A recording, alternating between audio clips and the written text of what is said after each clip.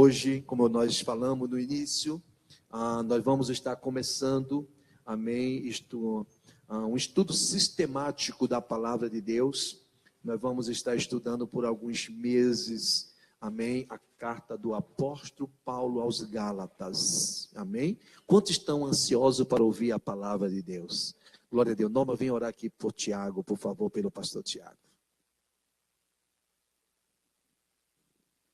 Pai do Senhor, irmãos, motivo de estarmos alegres na casa do Senhor mais uma vez. Vamos orar pelo pastor Tiago para que Deus use e que nós possamos aprender mais uma porção da palavra de Deus. Amém?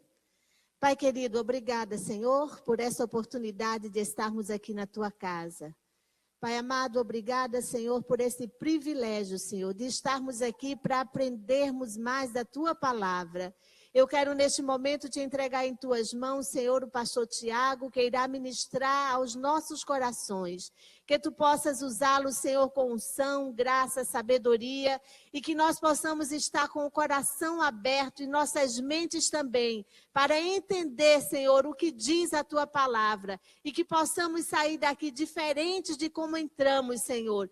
E que não sejamos apenas ouvintes, mas praticantes da tua palavra. Que ao sairmos, Senhor, daqui às sexta-feiras, saiamos para pôr em prática aquilo que vamos aprender neste lugar. Desperta o teu povo, Senhor, para vir à tua casa, para crescer em graça e conhecimento como é a tua vontade, Pai. Fala conosco esta noite. É o que nós te pedimos e te agradecemos em nome de Jesus. Amém. A oração da sogra é forte. Os irmãos podem sentar. Queridos, graça e paz. Graças a Deus por estarmos aqui nesta noite. Quero saudar também os nossos irmãos que estão online, nos acompanhando pelo Facebook. E que Deus possa abençoar a vida de vocês também aí do outro lado da telinha. Irmãos, vamos abrir a palavra de Deus e como falou o pastor Messias, nós vamos estar estudando durante alguns dias, algumas semanas, a carta escrita aos Gálatas. Há um tempo atrás nós tivemos um trabalho semelhante aqui na igreja, onde nós estudamos a primeira carta de Paulo aos Coríntios. E tivemos um bom resultado com a frequência dos irmãos. E conversei com o pastor Messias e perguntei se haveria possibilidade de nós estudarmos esta carta, porque eu acredito que o conteúdo da carta em si é muito atual, até porque a palavra de Deus ela é atual. Não é? Mas especialmente para os dias em que nós estamos vivendo, nessa onda de novidades que surgem, não é? Cada dia que a gente abre o YouTube ou o Facebook tem algo novo na igreja. Não é? Eu acho que o conteúdo de Gálatas serve muito para essa geração, para essa época que nós estamos vivendo. Então, nós vamos estar estudando esta carta durante algumas semanas. A ideia é de fazermos um estudo sistemático com o estilo expositivo da palavra de Deus. Então,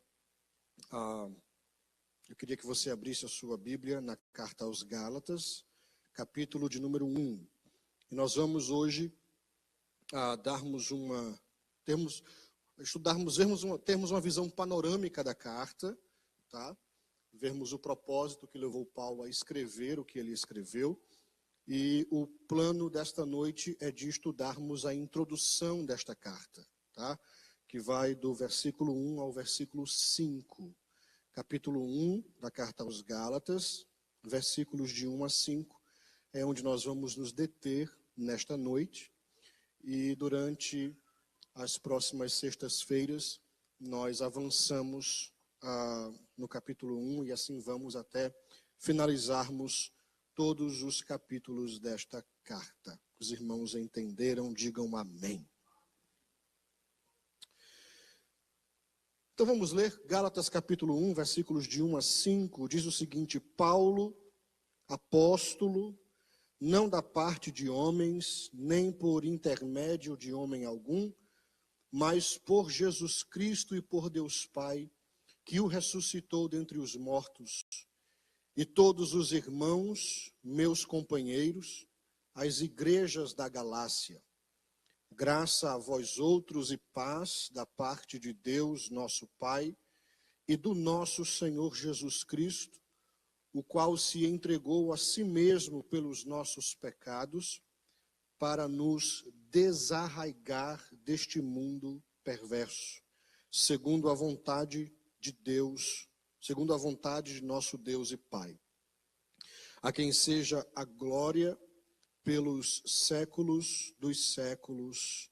Amém. Curve a sua cabeça, vamos orar ao Senhor nesta noite. Pai, obrigado por estarmos aqui na tua casa, mais uma vez para louvarmos o teu nome, para ouvirmos a tua palavra. Pedimos o auxílio do teu Espírito Santo sobre o nosso entendimento nesta noite, que a tua palavra seja, Senhor, absorvida. Nos dá, Senhor, nesta noite a iluminação da revelação da tua palavra, Senhor.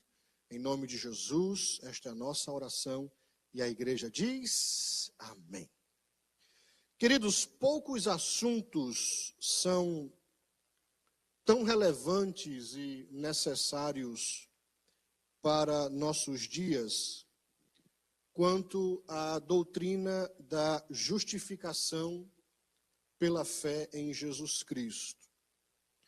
Apesar de nós, há poucos dias atrás, comemoramos os 500 anos da Reforma Protestante, não é isso?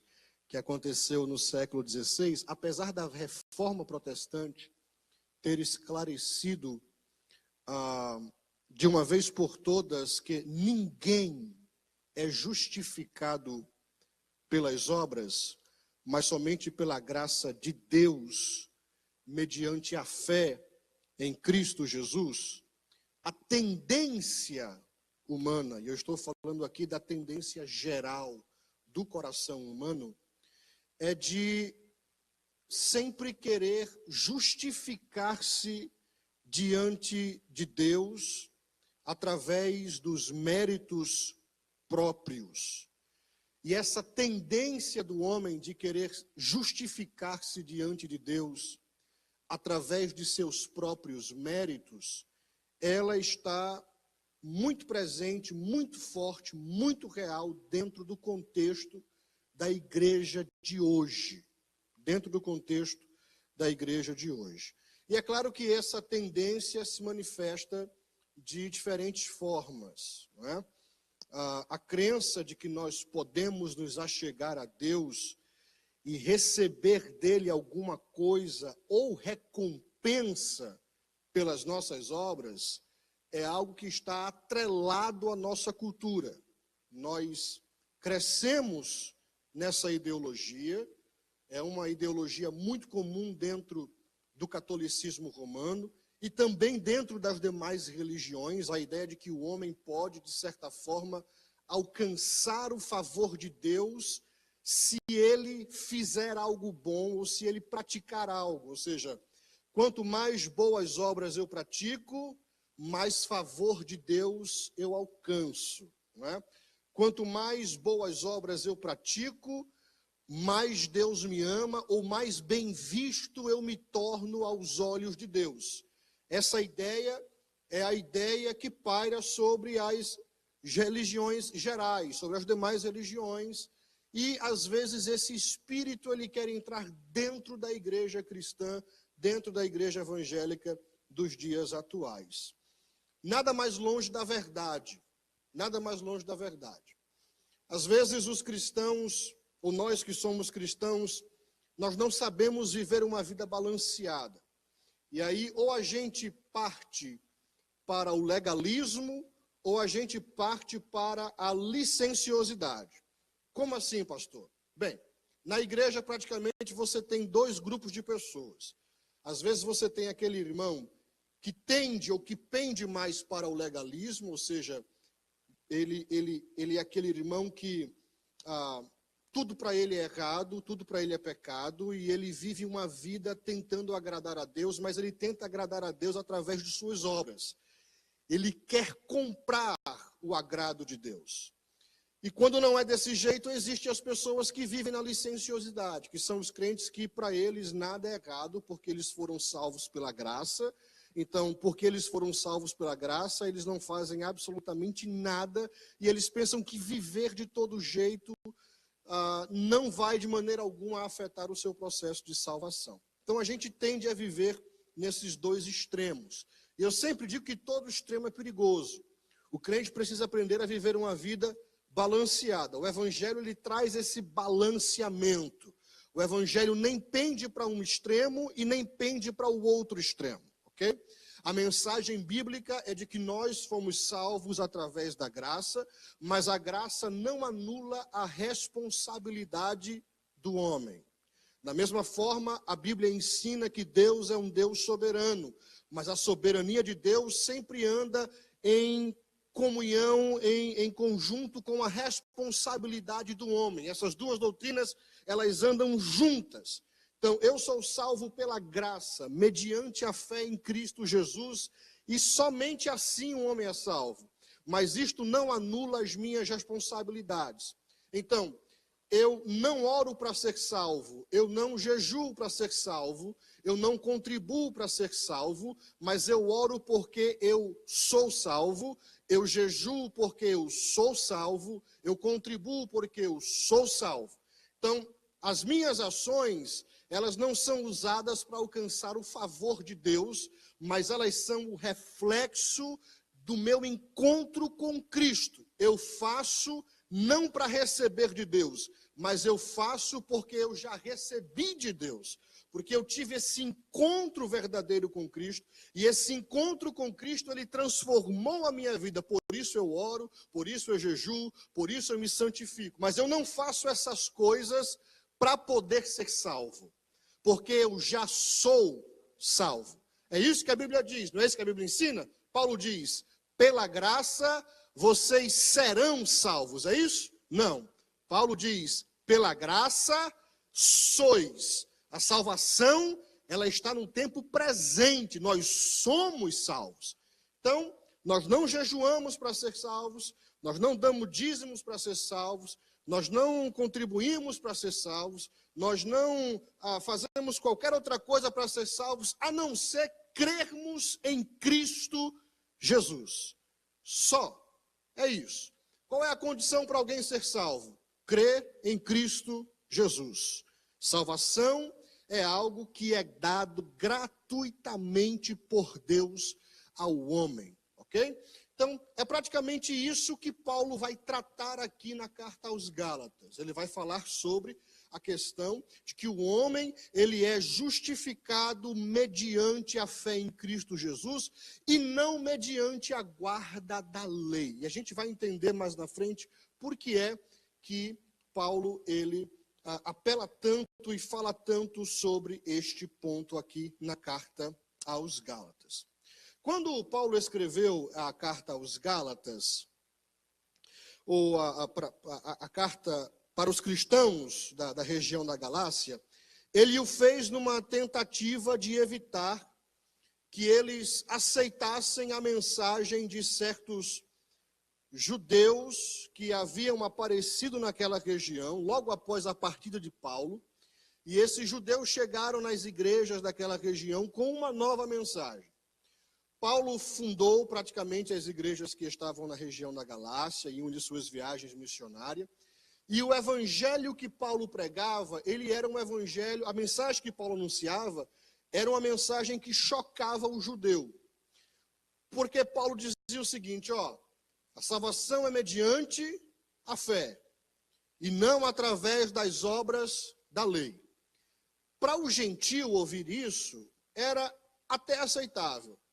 Mas para um judeu que cresceu no judaísmo, que cresceu à sombra da lei, que sempre observou a lei, que respirava a lei, que com 8 anos de idade já conhecia a lei de Deus, que memorizava a lei de Deus, para um judeu ouvir um outro judeu porque Paulo era judeu, para um judeu ouvir um outro judeu dizer que ele não precisava mais observar a lei para ser salvo, era um grande escândalo. Então a mensagem que Paulo anunciava era uma mensagem que trazia escândalo. Por isso que Paulo diz em Coríntio, na carta que ele escreve aos irmãos que estavam em Corinto, ele diz, olha, a mensagem da cruz, ela é loucura. Porque para o judeu ouvir um outro judeu anunciar isso, era algo absurdo. Então Paulo foi para a região da Galácia, implementou as igrejas com a mensagem da salvação através da fé, através da graça. E quando Paulo saiu daquela região, apareceram ali alguns irmãos judeus que estavam ensinando à igreja o seguinte: crer em Cristo Jesus é apenas o ponto inicial da salvação. Mas crer em Jesus pela fé não é suficiente para salvar ninguém. A salvação ela é mediante a fé em Cristo Jesus, mais a observância da lei. Então o judeu chegava lá, na igreja, de uma das igrejas da Galácia, falava assim, ó, você é cristão? Aí o irmão respondia, sim, eu sou cristão. Você creu em Jesus? Sim, eu creio em Jesus. Você é salvo? Eu sou salvo. Por que é que você é salvo? Porque eu creio em Jesus. Não. Quem te disse que para ser salvo tem que só crer em Jesus? Você não leu que você tem que guardar a lei? Você não leu que você tem que cumprir os mandamentos? Você não leu? Então, quem te anunciou essa mensagem de que a salvação é apenas pela fé, te anunciou uma falsa mensagem. Te anunciou um falso evangelho. Eu quero apresentar para você, então, o verdadeiro evangelho. Qual é o verdadeiro evangelho? O verdadeiro evangelho é você crer em Jesus, mas observar a lei. É você crer em Jesus, guardar o sábado, guardar as festas, se abstener das comidas que os judeus se absteniam. E isso era imposto tanto para judeus como para gregos. Porque a igreja naquela época não era composta apenas por judeus. Era composta de judeus e composta de gentios, de pessoas que não eram judias, que não pertenciam à cultura judaica. Então eles ensinavam tanto para os judeus quanto para os gentios. Quer ser salvo? Crer em Jesus, então, é apenas o primeiro passo. Você tem que agora pagar o preço para ser salvo. Você tem que guardar a lei de Moisés para ser salvo. Porque, na realidade, é uma junção das duas coisas que salvam o homem. Crer em Jesus e guardar a lei.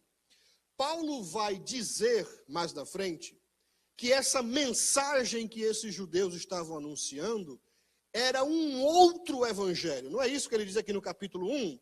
Capítulo 1 da carta aos Gálatas. Você pode ler aí na sua Bíblia. Capítulo 1, versículo 6. Paulo diz, admira-me que estejais passando tão depressa daquele que vos chamou na graça de Cristo para outro evangelho.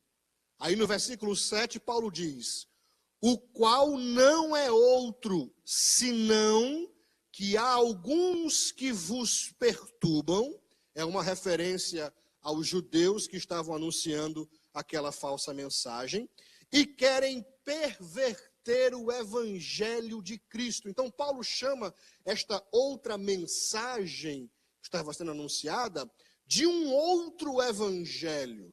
E ele critica aqueles irmãos porque de uma maneira rápida eles estavam deixando de viver a sua vida cristã baseado naquilo que Paulo havia anunciado, que era o evangelho da salvação através da fé em Cristo Jesus apenas, e estavam abraçando essa nova doutrina que havia chegado ali na região da Galácia. Porque eu nunca vi um grupo de pessoas para gostar tanto de coisa nova e de doutrina nova como crente. Chegou uma doutrina nova, a igreja abraça. Chegou um movimento novo, a igreja abraça. Chegou um pastor com um ensinamento novo, a tendência da igreja é de abraçar aquele ensinamento. E a gente vê isso Quando a gente vai no YouTube, ficou muito mais fácil de ver hoje em dia quando você vai no YouTube, que o que mais tem no YouTube são movimentos novos, doutrinas novas, outros evangelhos, e a gente, ou pelo menos eu, quando vejo esses vídeos no YouTube, não me perturba tanto o surgimento da novidade, mas me perturba a falta de senso da igreja em não reprovar certas doutrinas, e mais ainda de certos pastores, porque em alguns vídeos desses aí do YouTube, onde acontecem essas aberrações, os púlpitos estão cheios de pastores, lotados de pastores, e todos participam dessa nova doutrina, desse novo movimento, e não há nenhum homem sequer ali que tenha coragem de tirar o microfone daquela pessoa, de repreendê-lo, de não convidá-lo. O que me assusta é a atitude da igreja, porque a igreja vai junto. Não existe um filtro de crítica no coração da igreja, não existe um filtro nos ouvidos da igreja, mas os irmãos concordam com tudo que vem do altar, como se tudo que viesse aqui de cima fosse bom, e a gente não filtra. E era justamente isso que estava acontecendo aqui.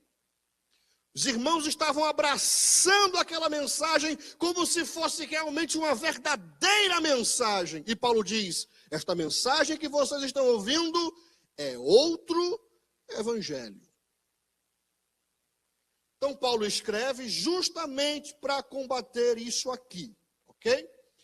E aí vocês vão ver que no capítulo 1, versículo 1, que foi o texto que nós lemos, Paulo ele começa com a sua introdução costumeira. Os irmãos que já estudaram as cartas que Paulo escreveu, percebem que Paulo sempre costuma escrever ou começar as suas cartas da mesma forma, porque era o costume da época escrever desta forma, ok? Então ele começa com uma pequena introdução, dizendo o seguinte, Paulo, identificando quem é que está escrevendo a carta, quem é o autor da carta, Paulo. Aí ele diz, apóstolo.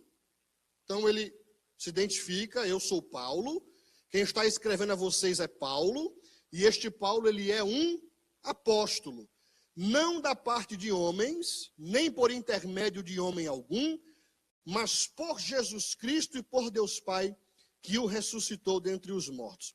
Por que Paulo faz questão de aqui destacar a sua posição ministerial? Porque além de escrever para combater essa doutrina que havia surgido naquelas igrejas, o apostolado de Paulo também estava em xeque.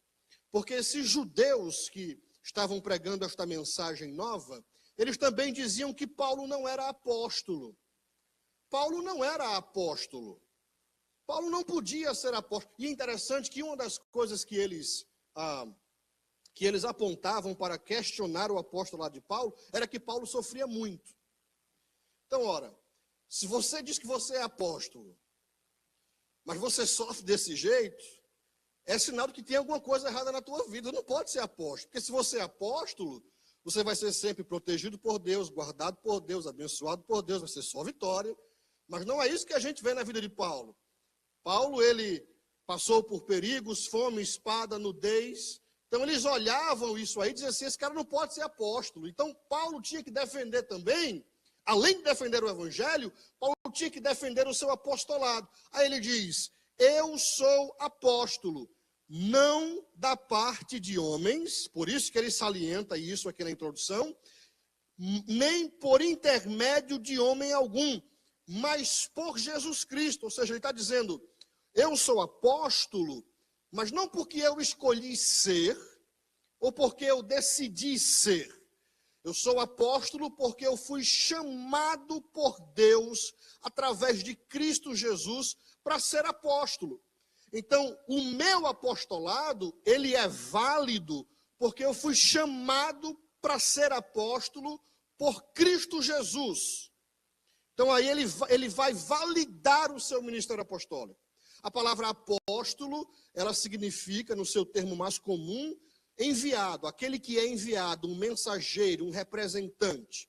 E aí Paulo diz, eu sou apóstolo, mas não porque eu escolhi ser. Porque se Paulo realmente fosse ter a escolha, Paulo jamais deixaria de ser fariseu. Paulo cresceu no farisaísmo. Paulo aprendeu aos pés de um dos maiores mestres na lei de Moisés da sua época, que era Gamaliel. Paulo era extremamente zeloso pela lei de Deus. Ele vai dizer em outra carta que, quando ele se comparava com os demais jovens fariseus de sua época, ele se sobressaía a todos. Ele era uma pessoa que era zelosa pela lei, ele amava o farisaísmo, ele perseguia a igreja de Cristo, ele entrava na casa dos crentes, as famílias estavam se reunindo nas casas, só escutavam a porta abrindo com um chutão de Paulo, e Paulo entrava, e Paulo prendia, e Paulo matava, e Paulo levava preso, Paulo pegava as propriedades daqueles cristãos. Paulo vai dizer, eu sou apóstolo hoje, mas não porque eu escolhi ser apóstolo, porque se fosse para eu escolher, eu continuaria aonde eu estava, mas eu fui chamado por Deus. E quando Deus ele chama, eu vou dizer uma coisa aqui que vai chocar você. Quando Deus chama, a vontade de escolha ou a capacidade de escolha do homem é zero. Quando Deus chama, ele vai lá dentro do coração e ele chama. Quando Deus ele chama alguém, esse livre-arbítrio que a gente diz que tem, ele vai embora.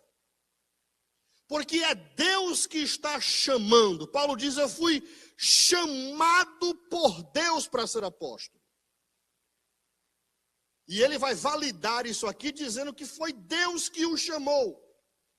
Diferente dos apóstolos modernos que nós temos hoje, né? Que é aí das doutrinas novas que nós temos visto hoje em dia no meio da igreja moderna, é o surgimento dos apóstolos modernos. Eu sempre falo nisso aqui porque me dá nos nervos ver alguém dizendo que ele é apóstolo. Eu fico assim, me dá alergia. Eu fico alérgico quando eu vejo alguém se intitular apóstolo hoje. Porque não existe mais. Mas é a moda hoje em dia na igreja, são as pessoas se intitularem apóstolos. O que já é absurdo. E quando se intitulam apóstolas, aí o que era ruim fica pior. Porque além de usurparem o título de apóstolo, porque é uma usurpação do título, tá? Se você me diz que você é apóstolo porque você é alguém que foi enviado para abrir uma igreja ou para fazer um trabalho, eu até concordo. Mas não é assim que eles dizem que são apóstolos. Apóstolos, para eles, é porque eles estão no mesmo nível de Paulo e dos 12. Eles são apóstolos, eles estão acima dos pastores.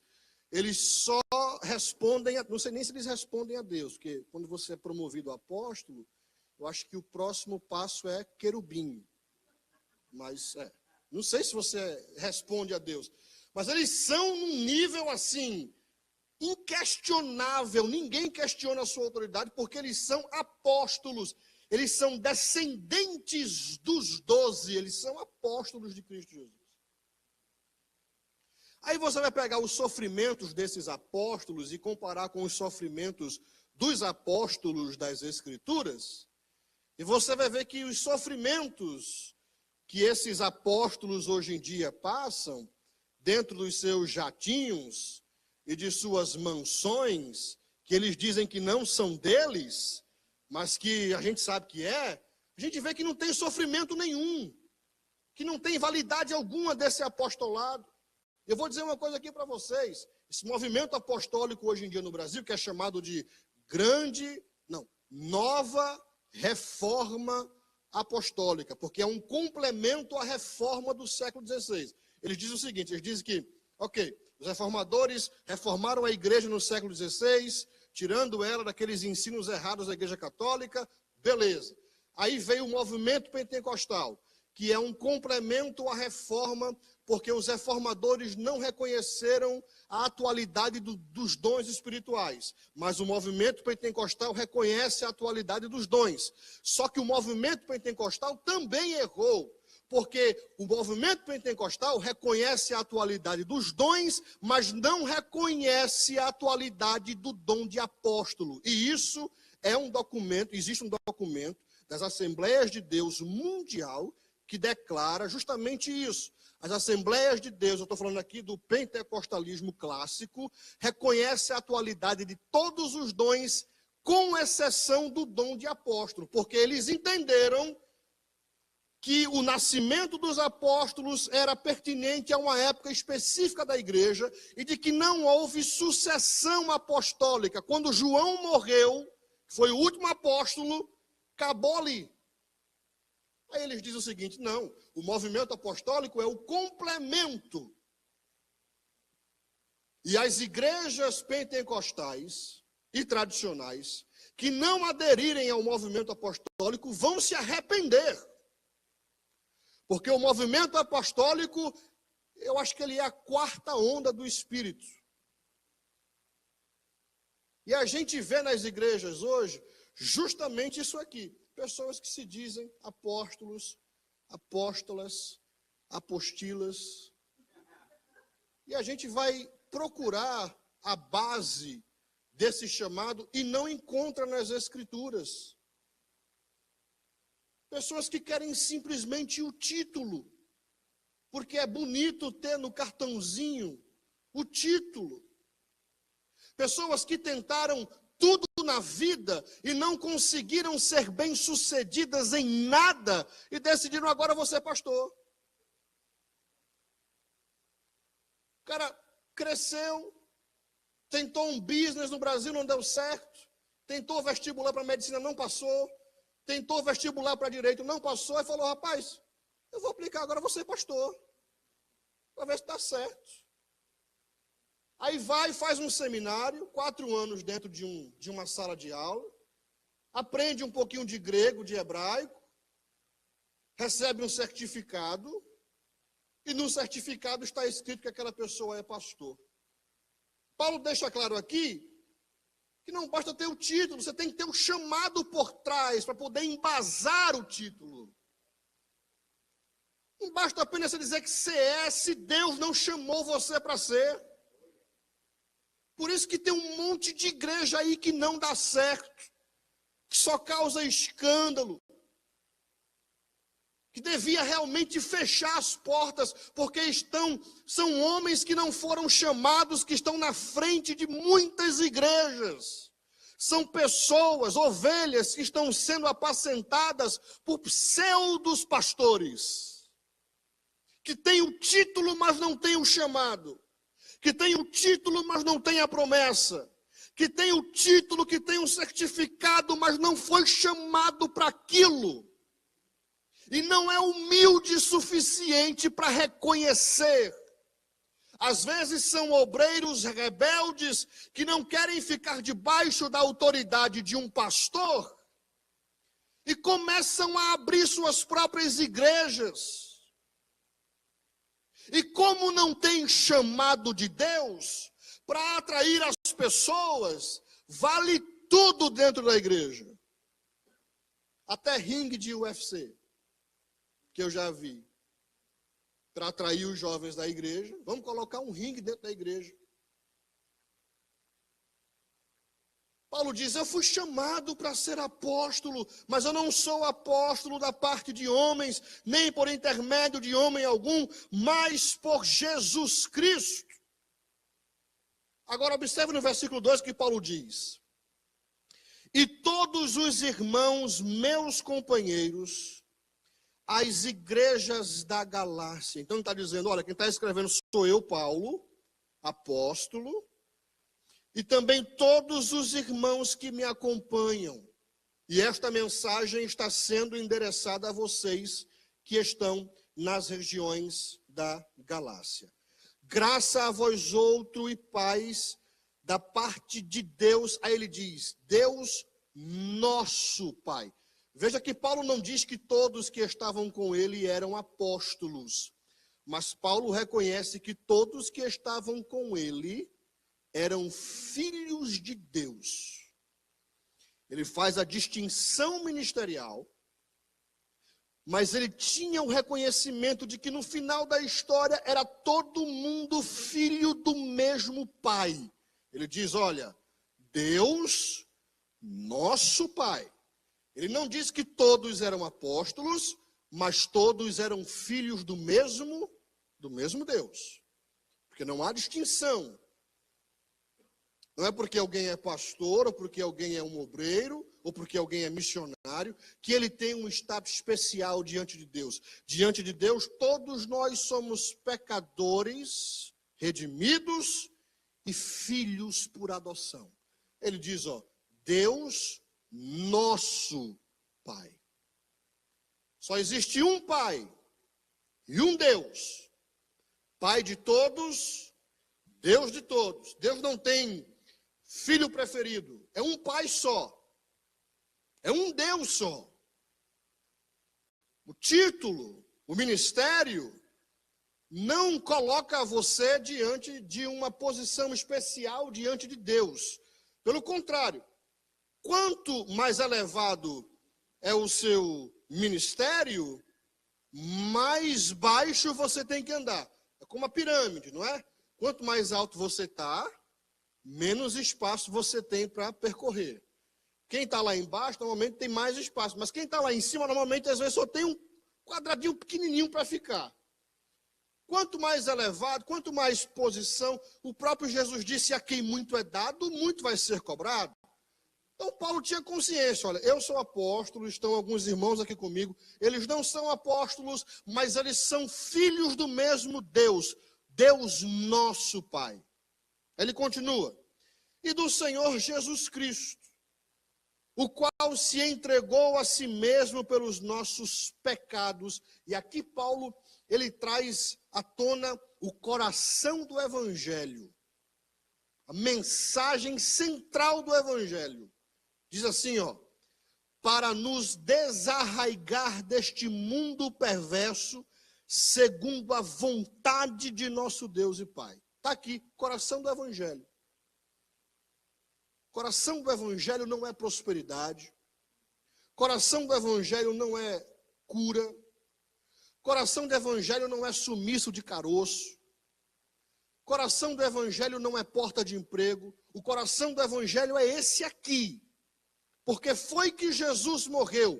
Paulo diz, ele entregou-se a si mesmo pelos nossos pecados com um propósito. Porque foi que Cristo morreu na cruz? Paulo responde, para nos desarraigar. E a figura que Paulo usa aqui é de algo que está plantado e que é retirado de onde está plantado. Sabe aquela arvorezinha pequena que quando você puxa ela vem com as raízes, vem cheia de terra? É a ideia de desarraigar. É de você pegar e puxar, e quando aquilo vem com as raízes e vem com a terra, e você desarraiga, você tira de onde aquela pessoa foi plantada, de onde aquela árvore foi plantada. Paulo diz que quando Cristo ele morreu com esse propósito.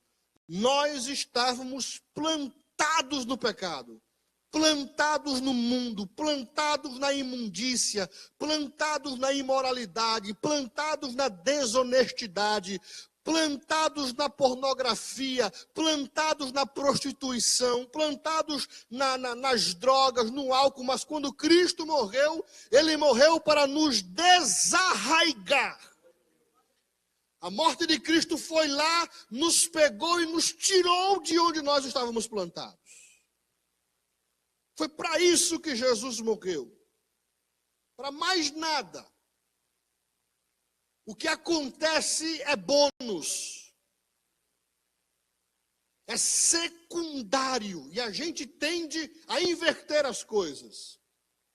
A gente quer colocar as bênçãos como se fosse o propósito primário da morte de Cristo. Cristo morreu para que eu tivesse uma vida boa aqui. Não.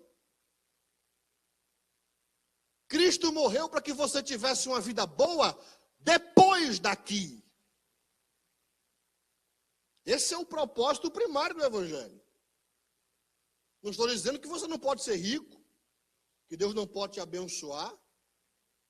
Deus pode te abençoar, mas é algo secundário. Ai, irmãos.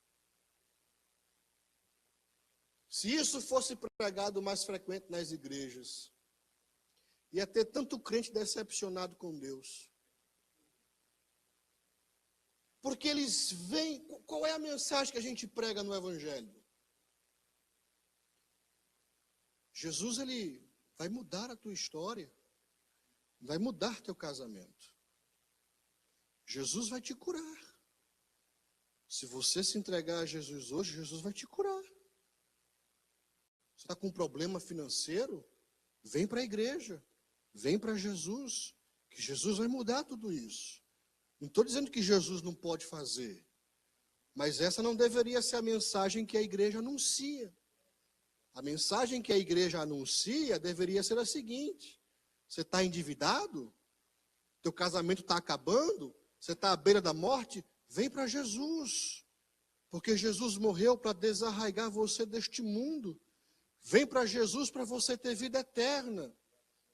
E depois que a pessoa se entrega a Jesus, aí você chega com outra mensagem. Agora, olha, Jesus é bom. Jesus pode mudar o teu casamento. A gente tem que tratar primeiro da alma.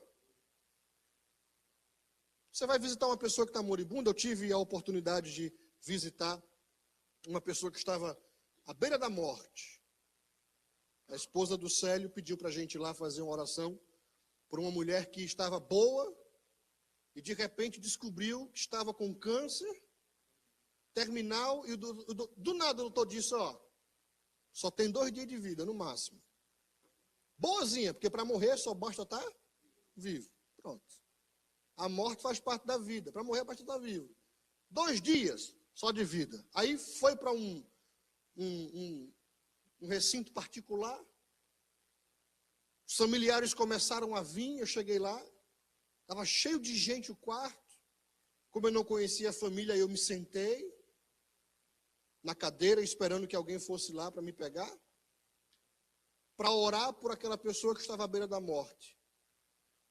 E eu falando com Deus, disse o seguinte: Senhor, eu vou primeiro tratar da alma. Então eu vou ter que falar primeiro que ela precisa de Jesus, porque se ela não tiver Jesus, ela vai para o inferno. Mas que Jesus pode curar ela, mas depois que ela se decidir para Cristo. Não vou oferecer a cura primeiro eu vou oferecer Jesus. Mas depois que ela decidir se ela quer Jesus ou não, eu oro para o Senhor curar. Terminou que nem precisou orar pela mulher, porque não queriam. Ela estava tão irritada com Deus, que a irmã disse assim: olha, eu sei que se você chegar no ouvido da minha irmã agora e orar por ela, ela vai ficar upset, ela vai se irritar mais ainda, ela está com o coração fechado. Então eu orei pelos familiares e no outro dia a mulher morreu. Mas o meu ponto é que numa situação como essa, em que a pessoa está entre a vida e a morte, a nossa tendência é orar pela cura. E depois de orar pela cura, oferecer Jesus. Deveria ser o contrário. Primeiro você oferece Jesus. Primeiro você prega o Evangelho. Porque se não for vontade de Deus de curar, ela vai morrer sem Cristo. E Jesus não morreu para curar ninguém. Jesus morreu para salvar a alma de pecadores. É isso que Paulo diz. Ele diz, para nos desarraigar deste mundo perverso. E por que foi que Jesus morreu então? Aí ele diz, para fazer isso, e isto foi feito segundo a vontade de Deus. Estava no plano de Deus que Jesus morresse daquela forma, daquela maneira, para desarraigar pecadores deste mundo perverso. Então, na próxima vez que alguém perguntar a você, por que é que Jesus morreu na cruz? Você já tem a resposta. Você diz, Jesus morreu na cruz para desarraigar pecadores de um mundo perverso. Aí, se ela não entender, você explica. Você entra com o Evangelho. Mas não iluda as pessoas. Não traga as pessoas para a igreja para que elas tenham a sua vida financeira transformada. Traga as pessoas para a igreja porque elas precisam de Jesus, porque elas são pecadoras, porque elas estão indo para o inferno, e se elas não se arrependerem, elas vão morrer sem Cristo. Não vamos menosprezar o sacrifício de Cristo na cruz. Quando a gente faz isso, sabe o que acontece? A gente cria esse grupo de cristão iludido dentro da igreja. Porque aí quando Jesus não faz o que eles querem, o que é que eles fazem? Vamos embora. Jesus não fez. É a diferença do evangelho que a gente anuncia aqui para o evangelho que é anunciado na Índia, por exemplo. Porque, ou no Paquistão. Você pega um paquistanês, muçulmano, aí você chega para ele e diz assim, ó, Jesus morreu na cruz para perdoar os teus pecados. Você quer se entregar a Jesus? Você diz, não, eu fui tocado, eu quero ser cristão. Ele sabe que a escolha que ele está fazendo é a morte. Sabe que ele vai perder mãe, pai, família, vai ser perseguido. Ele não pensa que porque ele está se entregando a Jesus, Jesus vai poupá-lo daquilo, Jesus vai mudar a vida dele de uma forma que ele vai se tornar o homem mais rico do Oriente. Eles não pensam assim. É uma mentalidade diferente da mentalidade do crente ocidental, que vem para a igreja, mas vem com aquele interesse material, como se Deus não conhecesse o coração. Quer dizer, ele vem para a igreja, mas ele vem com aquele interesse assim, eu vou para a igreja, eu vou adorar a Deus, mas eu vou porque eu preciso de um milagre. Essa é a nossa mentalidade. Eu vou porque eu vou buscar o meu milagre. Eu vou porque eu preciso. Eu vou porque eu quero, eu vou porque Deus tem que fazer, eu vou adorar. A nossa mentalidade é essa, não é? Como é que a gente move a mão de Deus? A gente move a mão de Deus quando a gente adora. Então a gente adora, não pelo que Deus é, mas a gente adora com a intenção de mover a mão de Deus ao nosso favor. Então a gente criou uma fórmula mágica. Quer mover a mão de Deus? Adore. Quer mover a mão de Deus? Faça isso. Quer mover a mão de Deus? Faça aquilo. Como se Deus fosse uma marionete que movesse a mão dele à medida que nós queremos. Como se Deus não tivesse vontade própria. Como se esse fosse o propósito da cruz. Como se Jesus houvesse morrido na cruz para que as nossas vidas fossem tão boas aqui que a gente não quisesse ir mais para a eternidade. Porque é isso que está acontecendo. Às vezes fica tão confortável viver aqui, que a gente faz assim, pensar no céu, para quê? Trabalho bom, bom carro, boa casa, bom casamento, tudo está bem. Céu? Não. Para que o céu é aqui. Da mesma forma que o ímpio pensa às vezes que o inferno é aqui, tem crente que pensa que o céu é aqui também. Já ouviu o ímpio dizer assim, não, existe inferno não, o inferno é aqui. Tem crente que também, não, o céu é aqui. Aqui está bom demais. Mas não foi para isso, Paulo deixa claro, não foi por isso que Cristo morreu. Cristo morreu por um propósito específico. Salvar pecadores perdidos deste mundo perverso. E se você se entregou a Cristo, através de uma outra mensagem, eu convido você nesta noite a refletir nos seus conceitos de cristão.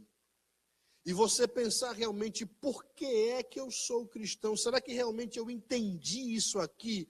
Será que foi essa mensagem realmente que desceu ao meu coração? Ou será que eu me tornei cristão apenas por um interesse secundário no favor de Deus? Será que você entendeu esta mensagem? Foi esta a mensagem que desceu no seu coração? Foi esta a mensagem que fez com que você caísse de joelhos na presença de Deus e arrependido pedisse o perdão dos seus pecados? Você realmente entendeu o coração do Evangelho? Será que você realmente entendeu o centro do Evangelho? Será que você realmente entendeu quem você era e por que Cristo morreu na cruz e o que você é hoje? Este é o Evangelho bíblico. É este Evangelho que nós precisamos voltar a anunciar. É o Evangelho das Escrituras, onde Cristo é o centro. Paulo vai dizer, é este Evangelho aqui. Porque este Evangelho que vocês estão ouvindo aí, que está sendo pregado, não é o Evangelho de Deus, mas é outro Evangelho. E aí ele finaliza no verso 5 dizendo, a quem seja a glória pelos séculos dos séculos. Amém. E é assim que Paulo termina esta parte introdutória da carta aos Gálatas. Ele focaliza esta parte introdutória, ele foca no centro do Evangelho, destacando a obra de Cristo por nós. E ele termina como todos nós deveríamos terminar, quando pensamos nessa realidade. Ele termina dando glória a Deus. Ele traz o centro do Evangelho, a morte de Cristo na cruz. E quando ele pensa na morte de Cristo na cruz, qual é a consequência disso? A quem seja a glória pelos séculos dos séculos. Porque é justamente esta mensagem central do Evangelho que leva o homem a adorar a Deus. É a cruz que leva o homem a adorar a Deus. É a cruz que tem que ser realmente o motivo que leva o homem a se prostrar e a dizer, Deus, a ti seja a glória pelos séculos dos séculos, porque o Senhor veio, me salvou, me redimiu e por isso eu te adoro. Está aqui. O Evangelho que leva o homem de Deus a adorá-lo, justamente por quem Deus é. Pelo que ele fez na cruz, e não pelo que ele pode fazer na minha conta do Wells Fargo. Se quiser fazer, pode fazer também, não tem problema. Mas esse não é a missão principal de Deus. Isso não é a missão principal de Cristo. É uma missão secundária. É algo que, se estiver na vontade de Deus, Deus é poderoso para fazer. Mas se Deus não fizer, Ele continua sendo Deus. Talvez essa tenha sido uma das canções mais belas que eu ouvi alguém compor. Tão cheia de verdade. Se Deus fizer, Ele é Deus. Se não fizer, Ele é Deus. Se a porta abrir, Ele é Deus. Mas se fechar, continua sendo Deus. Aí às vezes a gente canta pela emoção, né? Diz assim, eu não adoro pelo que Ele faz, eu adoro pelo que Ele é. Aí no clima da adoração a gente nem pensa no que está cantando. Haja o que houver, sempre será Deus. Mas é assim que a gente se comporta? Quando Deus dá um não? Ou quando Deus não faz o que a gente esperava que Deus fizesse? Não é assim que a gente se comporta. Na maioria das vezes a gente tende a ter um coração rebelde, iracundo, e a gente fica com raiva de Deus. A gente canta uma coisa, mas na hora da gente viver, a gente vive outra. Que esta mensagem possa ser realmente o centro de nossas vidas. Se Deus quiser fazer, Ele pode fazer, mas eu tenho que viver a minha vida sabendo que o maior milagre de todos, Deus já fez. Converter pecadores é muito maior do que desaparecimento de caroços. Converter pecadores é muito maior do que paralíticos se levantarem. Conversão de pecadores é um milagre muito maior do que mortos ressuscitarem. Conversão de pecadores é um milagre muito maior do que abertura de Mar Vermelho, de Rio Jordão, do que machado flutuar na água. O maior de todos os milagres, Deus realizou em nós. Converteu o nosso coração, nos trouxe para perto dele e disse: você é meu. Fique de pé comigo nesta noite, eu já vou orar.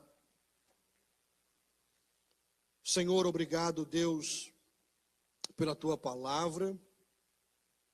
E eu te peço nesta noite que o Senhor nos ajude a entender, Senhor, esta mensagem profunda e central, que é a mensagem do Evangelho.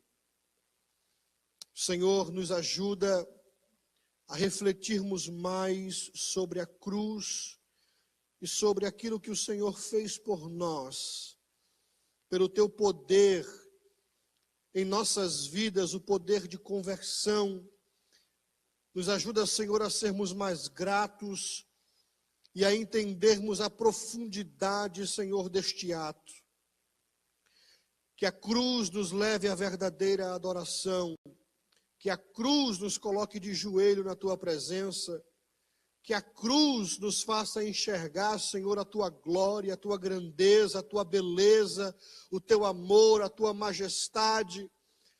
Não permita, Senhor, que venhamos a inverter os valores, colocando coisas materiais como o objetivo primário do teu sacrifício. Sempre nos lembra, Senhor, que o Senhor morreu para salvar pobres e miseráveis pecadores. Esta é a nossa oração, no nome de Jesus. Amém. Glória a Deus. Toma o seu assento, por gentileza. Quantos foram abençoados com esta palavra? Irmãos, se a gente verdadeiramente colocasse a palavra em prática, a gente via mais pessoas sendo salvas.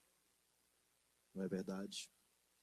Mas as coisas já mudou tanto que quase a gente já não vê mais nem apelo dentro das igrejas. Porque as pessoas, muitos vêm para a igreja para que os seus problemas venham a ser resolvidos. Agora, a culpa não é das pessoas. A culpa é das pessoas que ensinam dessa forma. O meu sogro, ele sempre conta quando o Evangelho foi anunciado em algumas cidades do sertão de Pernambuco. Muitos pastores chegavam naquelas cidades que o povo era católico. O padre, quando sabia que chegou um pastor para aquelas cidades, muitas vezes, irmãos, os pastores não tinham como alugar uma casa, pagavam um preço muito alto. Mas, infelizmente, irmãos, hoje as coisas têm mudado completamente. Antigamente, o evangelho era renúncia. Hoje, para alguns, o evangelho, irmão, é, na realidade, status. Eu nunca vi, nesses últimos dias, tantos ateístas aceitarem a Jesus. Nunca vi, nesses últimos dias, tantos ateístas, irmãos, dizendo que é crente, mas não muda de vida. O evangelho, antigamente, era mudança de vida mesmo. Aquele que roubava, não roubava mais. Aquele que mentia, não mentia mais. Mas hoje tudo é normal. Agora a culpa sabe de quem é? São dos líderes, que não ensinam a verdade. Então, que esta palavra, apenas uma introdução, que foi falada, ministrada nesta noite, nós possamos pôr em prática, irmãos. Não vamos enganar as pessoas, não. Convide ela para aceitar Jesus de verdade. Porque todas as vezes que Jesus ia curar alguém, sempre ele dizia, não é? A tua fé te salvou, ser curado. Sempre era assim. Lembra da mulher do fluxo de sangue? Então primeiro vem a salvação, para depois vir o milagre. Mas nós estamos invertendo. Primeiro a gente está dando um milagre, para depois vir a salvação. E quer dizer uma coisa para você? A pessoa não é salva.